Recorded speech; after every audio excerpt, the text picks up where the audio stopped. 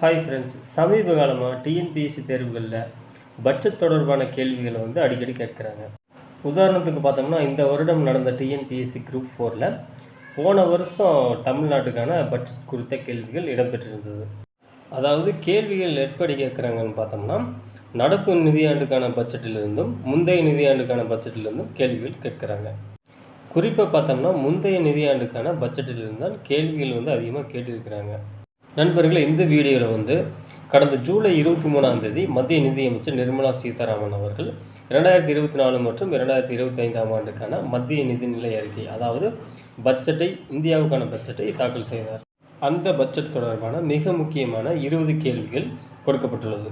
நண்பர்களே, இந்த கேள்வி பதில்களை நீங்கள் பார்க்கும்போதும் அடுத்து வரும் டிஎன்பிஎஸ்சி தேர்வுகளில் பட்ஜெட் தொடர்பான கேள்விகளை கேட்டால் பதிலளிக்க உங்களுக்கு ஈஸியாக இருக்கும். அதனால் இந்த வீடியோ உங்களுக்கு பயனளிக்கும்னு நம்புகிறேன். ஸ்கிப் பண்ணாமல் 20 கேள்விகளையும் பாருங்கள். முதல் கேள்வி, 2024-2025ஆம் ஆண்டிற்கான பட்ஜெட் மதிப்பு எவ்வளவு? அதாவது மொத்த செலவினம் எவ்வளவு?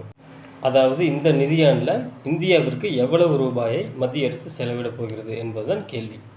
இதற்கான ஆன்சர் ஆப்ஷன் சி, 48.21 லட்சம் கோடி ரூபாய் ஆகும். நண்பர்களே, இந்த ஆண்டிற்கான இந்தியாவிற்கான பட்ஜெட் 48.21 லட்சம் கோடி ரூபாய் என்றால், இந்த ஆண்டு முடியும் போது இந்தியாவின் கடன் எவ்வளவு இருக்கும் என்று பார்த்தால் நாமே வியந்து போகும் அளவு சுமார் 185 லட்சம் கோடி ரூபாய் இந்தியாவிற்கான கடன் உள்ளது. இரண்டாவது கேள்வி, 2024-2025ஆம் ஆண்டிற்கான பட்ஜெட் மதிப்பில் கடன் அல்லாத மொத்த வருவாய் எவ்வளவு? அதாவது நண்பர்களே, நாம் முதல் கேள்வியில் பார்த்த மாதிரி மொத்த செலவு 48.21 லட்சம் கோடி. அதில் நம்ம கடனாக குறிப்பிட்ட தொகையை வாங்குகிறோம். அந்த கடனை தவிர்த்து நமக்கு வருவாய் எவ்வளவு வரும்னு இந்த கேள்வியில் கேட்டிருக்காங்க. அது எவ்வளவுன்னு பார்த்தோம்னா ஆப்ஷன் பி, 32.07 லட்சம் கோடி ரூபாய் ஆகும். நண்பர்களே, இப்போ அந்த 48 லட்சம் கோடி ரூபாயில் 32 லட்சம் கோடி ரூபாய் போக மீதமுள்ளதெல்லாம் நம்ம கடனாக தான் வாங்க போகிறோம். அதாவது மத்திய அரசு கடன் தான் வாங்க போகிறது. அதாவது இந்த கேள்விக்கான விடையை மற்றொரு வகையில் சொல்லணும்னு பார்த்தோம்னா, வரி வருவாய் மற்றும் வரி இல்லாத வருவாய் இந்த நிதியாண்டில் நமக்கு 32.07 லட்சம் கோடி ரூபாய் வரும்.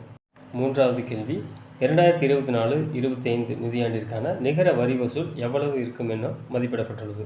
நண்பர்களே, ஒரு மாநிலத்திற்கு அல்லது நாட்டிற்கு பல வகைகளில் வருமானம் வருகிறது. அதில் வரி வருவாய், வரி இல்லாத வருவாய், கடன் உள்ளிட்டவைகள் அடங்கும்.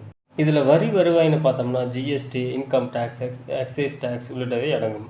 அதே மாதிரி வரி இல்லாத வருவாய்க்கு உதாரணமாக நம்ம பொதுத்துறை நிறுவனங்களிலிருந்து வருகிற வருவாய், அந்த பொதுத்துறை நிறுவனங்களை தனியாருக்கு விற்பதன் மூலம் கிடைக்கும் வருவாய். உதாரணத்திற்கு ஏர் இந்தியா பொதுத்துறை நிறுவனத்தை மத்திய அரசு டாடா நிறுவனத்திற்கு விற்றது, அதை உதாரணமாக கூறலாம். அதே மாதிரி மத்திய அரசிற்கு சொந்தமான நிலங்களை வாடகைக்கு விடுவதன் மூலம் வருகிற வருமானம் வரி இல்லாத வருவாய் கூட சேரும். இப்போ இந்த கேள்வி புரிஞ்சிருக்கும். அதாவது இந்த நிதியாண்டிற்கான நிகர வரி வசூல் எவ்வளவு இருக்கும் என மதிப்பிடப்பட்டுள்ளது. அதாவது வரி வசூல் மட்டும். இந்த கேள்விக்கான விடை ஆப்ஷன் சி, 25.83 லட்சம் கோடி ரூபாய் ஆகும். அதாவது நிகர வரி வசூல் இவ்வளவு ரூபாய். நண்பர்களே, இந்த எண்களை கண்டு குழம்பி விட வேண்டாம். சுலபமாக கூற வேண்டுமானால், இந்த வருஷத்துக்கு நாட்டுக்கு மொத்த செலவு 48.21 லட்சம் கோடி ரூபாய். அதில் இந்தியாவிற்கு வருகிற வருமானம் கடன் அல்லாத வருவாய் 32.07 லட்சம் கோடி ரூபாய். அந்த 32.07 லட்சம் கோடி ரூபாயில் நிகர வரி வசூல் எவ்வளவுன்னு பார்த்தோம்னா 25.83 லட்சம் கோடி ரூபாய். அவ்வளவுதாங்க. நான்காவது கேள்வி, 2024-2025 நிதியாண்டில் மொத்த சந்தை கடன் எவ்வளவு? அதாவது எவ்வளவு ரூபாய் சந்தையில் இந்தியா கடன் வாங்க போகிறது அப்படின்னு இந்த கேள்வியை கேட்டிருக்காங்க. இதற்கான ஆன்சர் 14.01 லட்சம் கோடி ரூபாய் ஆகும். நண்பர்கள், இந்த கேள்வியில் நம்ம கவனிக்க வேண்டிய வார்த்தை என்னன்னு பார்த்தோம்னா மொத்த சந்தை கடன் ஆகும். அதாவது சந்தை கடன் இதுதான் 14.01 லட்சம் கோடி ரூபாய் ஆகும். நண்பர்களே, முதல் 4 கேள்விகள் சற்று கடினமாக இருப்பதாக தோன்றும். ஆனால் அடுத்து வரும் கேள்விகள் எல்லாம் சுலபமானவை தான். ஐந்தாவது கேள்வி, நிதி பற்றாக்குறை எதன் அடிப்படையில் மதிப்பிடப்படுகிறது? அதாவது நண்பர்களே, நிதி பற்றாக்குறை என்றால் நமது நாட்டின் மொத்த வருமானத்திற்கும் மொத்த செலவினத்திற்கும் உள்ள வேறுபாடு நிதி பற்றாக்குறை ஆகும். நண்பர்களே, இதற்கான ஆன்சர் ஆப்ஷன் ஏ, ஜிடிபி, அதாவது கிராஸ் டொமஸ்டிக் ப்ராடக்ட், அதாவது மொத்த உள்நாட்டு உற்பத்தியில் தான் நிதி பற்றாக்குறை கணக்கிடப்படும். நண்பர்களே, கவனிக்க வேண்டிய விஷயம் என்னவென்றால், நிதி பற்றாக்குறை மொத்த பட்ஜெட்டில் கணக்கிடப்பட மாட்டாங்க, ஜிடிபியில் தான் கணக்கிடுவாங்க. நம்மளுடைய ஜிடிபி எவ்வளோன்னு பார்த்தோம்னா $3.5 ட்ரில்லியன் ஆகும். அதாவது யுஎஸ் டாலரில் $3.5 ட்ரில்லியன். ஆறாவது கேள்வி, 2024-2025 நிதியாண்டிற்கான நிதி பற்றாக்குறை எவ்வளவு? அதாவது ஜிடிபியில் சதவிகிதத்தில் கேட்டிருக்காங்க. இதற்கான ஆன்சர் வந்து ஆப்ஷன் பி 4.9%. அதாவது ஜிடிபி மதிப்பில் 4.9% பணம் வந்து 2024-25 நிதியாண்டிற்கான பட்ஜெட்டு நிதி பற்றாக்குறை ஆகும். ஏழாவது கேள்வி, வளர்ந்த இந்தியாவை அதாவது 2047 உருவாக்கும் முயற்சியின் ஒரு பகுதியாக எத்தனை துறைகளுக்கு இந்த பட்ஜெட்டில் முன்னுரிமை அளிக்கப்பட்டுள்ளது? இதற்கான ஆன்சர் வந்து ஆப்ஷன் பி 9 துறைகளுக்கு. அந்த முக்கியமான 9 துறைகள் என்னென்னு பார்த்தோம்னா, விவசாயத்தில் உற்பத்தி திறன் மற்றும் மீள்தன்மை, இரண்டாவது வந்து வேலைவாய்ப்பு மற்றும் திறன் மேம்பாடு, மூன்றாவது மனிதவள மேம்பாடு மற்றும் சமூக நீதி, நான்காவது வந்து உற்பத்தி மற்றும் சேவை, ஐந்தாவது வந்து நகர்ப்புற வளர்ச்சி, ஆறாவது வந்து எரிசக்தி பாதுகாப்பு, ஏழாவது வந்து உட்கட்டமைப்பு, எட்டாவது வந்து கண்டுபிடிப்பு ஆராய்ச்சி மற்றும் மேம்பாடு, ஒன்பதாவது வந்து அடுத்த தலைமுறை சீர்திருத்தங்கள். நண்பர்களே, இந்த 9 துறைகளை பற்றி விளக்கம் வேண்டும் என்று தேவைப்பட்டால் கமெண்ட் பண்ணுங்கள், அதற்கான விளக்கத்தை நான் கொடுக்குறேன். எட்டாவது கேள்வி, இந்த பட்ஜெட்டின்படி எந்த வரியின் மூலம் அரசுக்கு அதிக வருமானம் கிடைக்கிறது?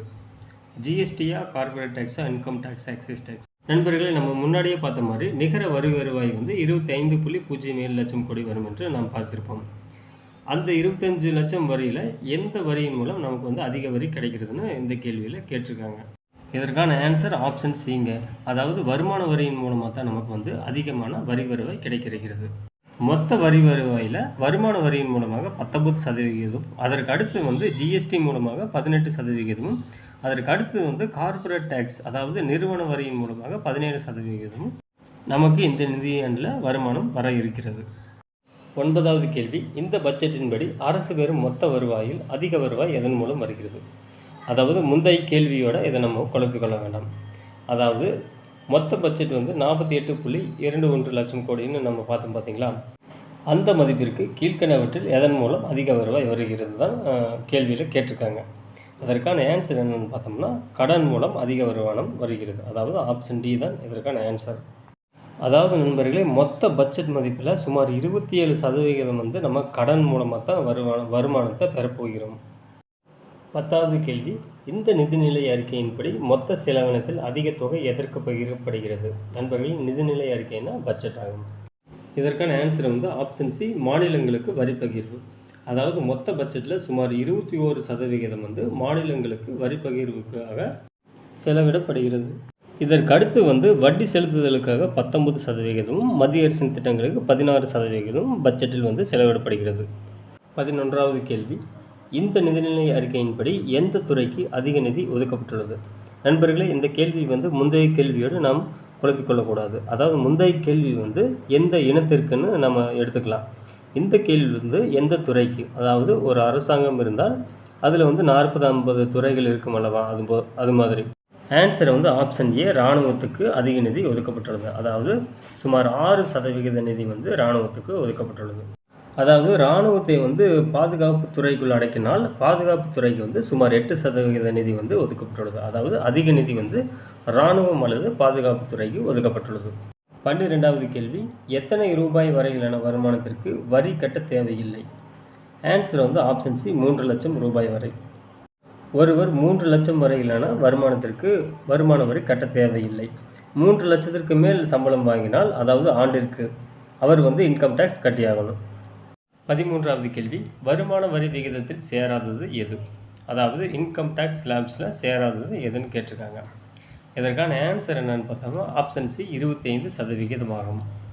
நண்பர்களே, வருமான வரி விகிதங்கள் வந்து 5 அடுக்குகளாக உள்ளன. 3 லட்சம் வரை எந்த ஒரு வரியும் கட்ட தேவையில்லை. 3லிருந்து 7 லட்சம் வரை சம்பாதிப்பவர்கள் 5% வரி கட்ட வேண்டும். அதே மாதிரி 7லிருந்து 10 லட்சம் வரை சம்பாதிப்பவர்கள் அதில் வந்து 10% இன்கம் டேக்ஸாக கட்ட வேண்டும். அதே மாதிரி 10லிருந்து 12 லட்சம் வரை சம்பாதிப்பவர்கள் 15%, 12லிருந்து 15 லட்சம் வரை சம்பாதிப்பவர்கள் வந்து 20%, 15 லட்சத்திற்கு மேல் சம்பாதிப்பவர்கள் வந்து 30% வரி கட்ட வேண்டும்.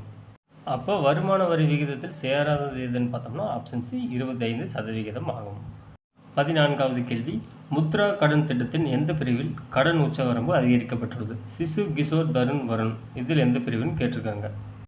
பிரதான் மந்திரி முத்ரா யோஜனா திட்டத்தின் நோக்கம் என்னன்னு பார்த்தோம்னா, சிறு குறு நடுத்தர நிறுவனங்களுக்கு கடன் வழங்குவது, அல்லது புதிதாக தொழில் தொடங்குபவர்களுக்கு, இளைஞர்கள் புதிதாக படிப்பு முடிச்சுட்டு வந்திருப்பாங்க பார்த்தீங்களா, அவங்களுக்கு தொழில் தொடங்குறதுக்கு கடன் வழங்குவது தான் இந்த திட்டத்தின் முக்கிய நோக்கம். இதில் 3 அடுக்குகளாக கடன் கொடுத்துட்டு இருந்தாங்க. அதாவது சிசு பிரிவில் 50,000 வரையிலும், கிஷோர் பிரிவில் 5 லட்சம் வரையிலும், தருண் பிரிவில் 10 லட்சம் வரையிலும் கடன் கொடுத்துட்டு இருந்தாங்க.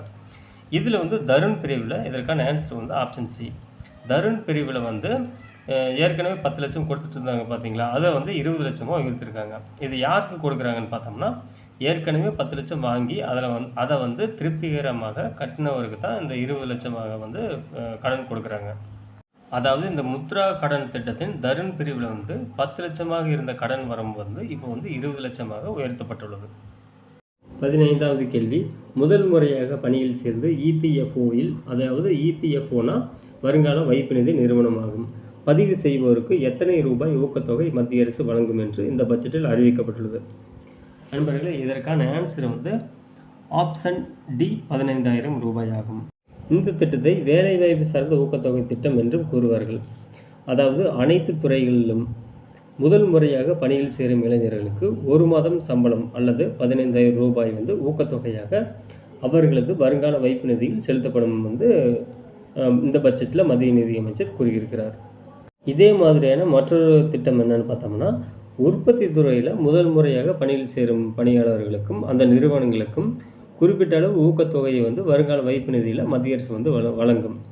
இந்த திட்டம் சுமார் 4 ஆண்டுகளுக்கு செயல்பாட்டில் இருக்கும்னு கூறியிருக்கிறாங்க. இதில் சுமார் 30 லட்சம் இளைஞர்கள் பலனடைவார்கள்னு இந்த பட்ஜெட்டில் தெரிவிக்கப்பட்டிருக்கிறது. 16வது கேள்வி, நிறுவனங்களின் கூடுதல் ஊழியர்களுக்கு 2 ஆண்டுகளுக்கு மாதம் 3,000 ரூபாய் வருங்கால வைப்பு நிதியில் அரசு செலுத்த மாத சம்பளம் எவ்வளவு ரூபாய்க்குள் இருக்க வேண்டும்? இந்த கேள்விக்கான விடை ஆப்ஷன் பி 1 லட்சத்திற்குள் இருக்க வேண்டும். அதாவது வேலை வழங்கும் நிறுவனங்களை ஊக்குவிக்கும் நோக்கத்தில் அனைத்து துறைகளிலும் மாதம் 1 லட்சம் ரூபாய் வரை ஊதியம் பெறும் கூடுதல் ஊழியர்களின் வருங்கால வைப்பு நிதி வாயிலாக மாதம் ரூபாய் 3,000 ஊக்கத்தொகையை 2 ஆண்டுகளுக்கு வழங்கப்படும்னு இந்த பட்ஜெட்டில் தெரிவிக்கப்பட்டிருக்கிறது. நண்பர்களே, மேற்கண்ட இந்த திட்டங்களின் வாயிலாக சுமார் 4 கோடி இளைஞர்கள் புதிதாக வேலை வாய்ப்பை பெற முடியும் என்று மத்திய பட்ஜெட்டில் கூறப்பட்டுள்ளது. நண்பர்களே, மேற்கூறிய 3 திட்டங்களும் வேலைக்கு செல்லும் ஊழியர்களுக்கும் சரி, அதே மாதிரி வேலை வழங்கும் நிறுவனங்களுக்கும் சரி, மத்திய அரசு ஊக்கத்தொகை வழங்கும் திட்டமாக இது உள்ளது. இந்த திட்டங்களின் மூலம் வேலைவாய்ப்பு பெருகும் என்று மதிப்பிடப்பட்டுள்ளது. 17வது கேள்வி, பிரதமரின் நகர்ப்புற வீட்டு வசதி திட்டம் 2.0 கீழ் எத்தனை வீடுகள் கட்டித்தர திட்டமிடப்பட்டுள்ளது? இந்த கேள்வியில் நம்ம கவனிக்க வேண்டிய வார்த்தை என்னவென்றால் நகர்ப்புற வீட்டு வசதி திட்டம். இது 2ஆம் கட்டம். இதில் எத்தனை வீடுகள் கட்டித்தர திட்டமிடப்பட்டுள்ளதுன்னா ஆன்சர் ஆப்ஷன் டி 1 கோடி வீடுகள். அதாவது பிரதான் மந்திரி ஆவாஸ் யோஜனா திட்டத்தின் கீழ் நகர்ப்புற மற்றும் கிராமப்புறங்களுக்கு 3 கோடி வீடுகள் கட்டித்தர திட்டமிடப்பட்டுள்ளது. ஆனால் இதில் நகர்ப்புறத்துக்கு மட்டும் சுமார் 1 கோடி வீடுகள் கட்டித்தர திட்டமிடப்பட்டுள்ளது. 18வது கேள்வி, பிரதான் மந்திரி கிராம் சதக் யோஜனா 4வது கட்டத்தில் எத்தனை கிராமங்களுக்கு சாலை வசதிகள் அமைக்கப்படும்? 25,000 கிராமங்கள், 50,000 கிராமங்கள், 75,000 கிராமங்களுக்கா அல்லது 1 லட்சம் கிராமங்களுக்கா?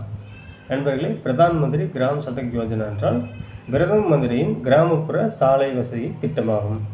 இந்த திட்டத்தில் ஏற்கனவே 3 கட்டங்களுக்கு பணிகள் நடைபெற்றுள்ளது. அதாவது கிராம பகுதிகளுக்கு சாலைகள் போடப்பட்டுள்ளது. இப்போ 4வது கட்டத்தில் எத்தனை கிராமங்களுக்கு சாலை வசதிகள் அமைக்கப்படும்னு இந்த பட்ஜெட்டில் தெரிவிச்சிருக்காங்கன்னு பார்த்தோம்னா ஆன்சர் ஆப்ஷன் ஏ 25,000 கிராமங்களுக்கு. அதாவது இந்த திட்டத்தின் 4வது கட்டத்தில் 25,000 கிராமங்களுக்கு சாலை வசதிகள் அமைக்கப்படும்னு தெரிவிச்சிருக்காங்க. 19வது கேள்வி, எந்த 2 நகரங்களுக்கு இடையே தொழில் வழித்தடம் அமைக்கப்படும் என இந்த பட்ஜெட்டில் அறிவிக்கப்பட்டது? அதாவது சென்னைக்கும் பெங்களூருக்குமா, சென்னைக்கும் ஹைதராபாத்துக்குமா, சென்னைக்கும் அமராவதிக்குமா அல்லது சென்னைக்கும் விசாகப்பட்டினத்துக்குமா? நண்பர்களே, நம்ம தொழில் வழித்தடங்கள் கேள்விப்பட்டிருப்போம். அதாவது இந்த வழித்தடம் உற்பத்தி சார்ந்த நிறுவனங்கள், தொழிற்சாலைகள் மற்றும் பிற நிறுவனங்களை இந்த தொழில் வழித்தடம் இணைக்கும். அதே போல் இந்த தொழில் வழித்தடத்தில் அதிகமான சரக்கு போக்குவரத்து நடைபெறும். இந்த வழித்தடத்தை தான் நம்ம தொழில் வழித்தடம் அப்படிங்கிறோம். உதாரணத்திற்கு சென்னை கன்னியாகுமரி தொழில் வழித்தடம், சென்னை பெங்களூரு தொழில் வழித்தடம், இப்படி நம்ம பல உதாரணங்களை கூறலாம்.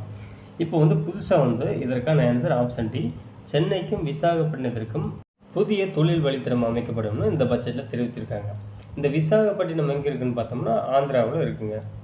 அதே மாதிரி ஹைதராபாத்துக்கும் பெங்களூருக்கும் தொழில் வழித்தடம் அமைக்கப்படும்னு தெரிவிச்சிருக்காங்க.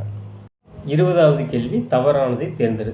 நண்பர்களே, இதற்கான ஆன்சரை வந்து ஆப்ஷன் டி, நாடு முழுவதும் 10,000 ஐடிஐக்கள் தரம் உயர்த்தப்படும் என்பது தவறானது. அதாவது நாடு முழுவதும் சுமார் 1000 ஐடிஐக்கள் தரம் உயர்த்தப்படும். நண்பர்களே, ஐடிஐக்கள்னா பாலிடெக்னிக் காலேஜ் தான் ஐடிஐக்கள் அப்படிங்கிறாங்க. நண்பர்களே, மற்ற அனைத்து ஆப்ஷன்களும் சரியானவை. ஒரு முறை நன்றாக படித்து பார்த்து கொள்ளுங்கள். நண்பர்கள், இந்த முக்கியமான கேள்விகளை தவிர்த்து பிற பட்ஜெட் தொடர்பான பிற முக்கியமான கேள்விகள் வந்து யூடியூப் போஸ்ட்டில் வெளியிடப்படும். அதனால் வந்து தொடர்ந்து வந்து நம்ம சேனலை ஃபாலோ பண்ணி வாங்க. தேர்வில் அதிக மதிப்பெண் எடுக்க நம்ம சேனல் வந்து கட்டாயம் உங்களுக்கு உதவும். நண்பர்களே, இந்த பட்ஜெட் தொடர்பான கேள்விகள் வந்து சுமார் 2025ஆம் ஆண்டு முடிவு வரை நடைபெறும் தேர்வில் வந்து கேள்விகள் கேட்கப்பட வாய்ப்புள்ளது. அதனால் வந்து நண்பர்களே, இந்த வீடியோவை நண்பர்களுக்கு ஷேர் பண்ணுங்கள். முடிச்சா டவுன்லோட் பண்ணிக்கோங்க. நன்றி நண்பர்களே.